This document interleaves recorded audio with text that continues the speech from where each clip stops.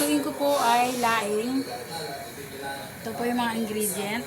Yan yung main ingredient, dahon ng gabi na soap.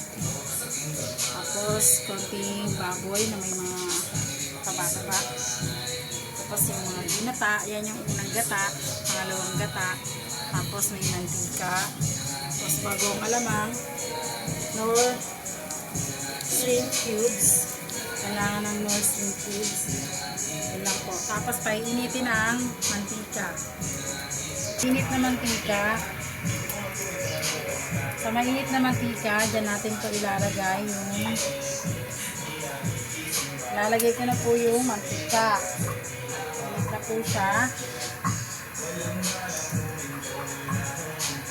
Yan.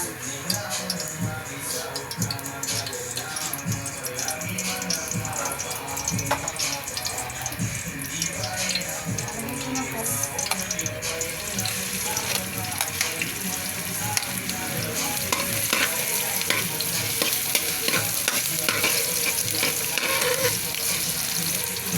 Lalagay ko na po itong luya.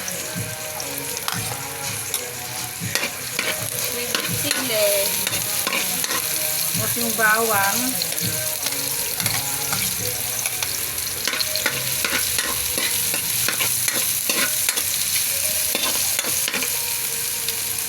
Sili. Yan. Kulang siya.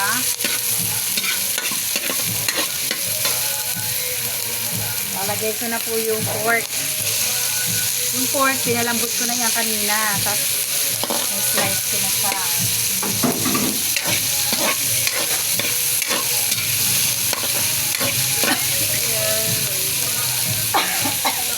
Medyo nakakaubo. Medyo nakakaubo nga lang yung sili. Kaya kailangan lagi nakatakas yung sili mo. Tapos, lalagyan ko po siya ng kaunti lang na alamang.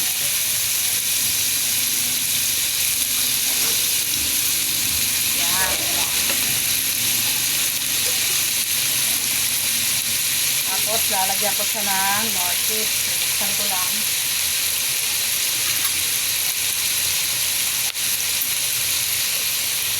Okay ko. Yan. Tuloy lang po yung natin ang stir natin ang mga ingredients.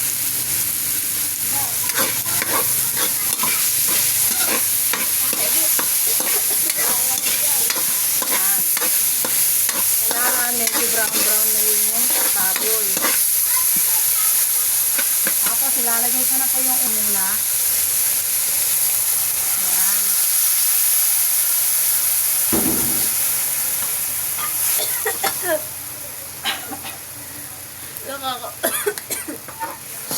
Yan. Tapos ito, ganyan siya. Yan mo lang muna siyang kumulo. Kumulo na siya ng kumulo. Haluin lang siya muna. Huwag mong kukuhaan yung ano. Game na guys. Lalagay ko na po yung soak na dahon ng gabi.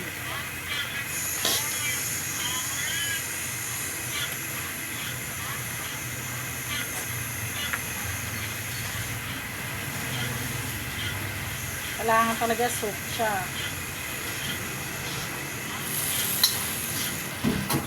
Yan. Tapos, i-absorb natin para masipsip niya yung tubig. Wala, gusto ko pa ito. Okay. Tapos, ilalagay ko na po yung unang gata. Ay,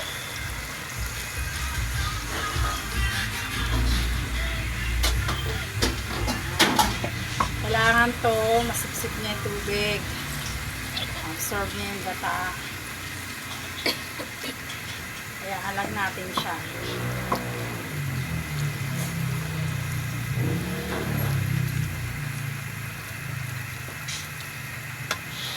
Hahayaan mo lang siyang maiga. Yan. Pag maiga na siya, yan, pwede na siyang Kainin, serve. Kailangan maiga-igay na siya bago natin tunin. Ayan.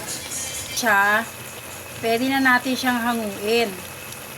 Mamaya papakita ko sa inyo yung finished product niyan pag nahango ko na. Papakuluin ko pa siya, napapakuluin.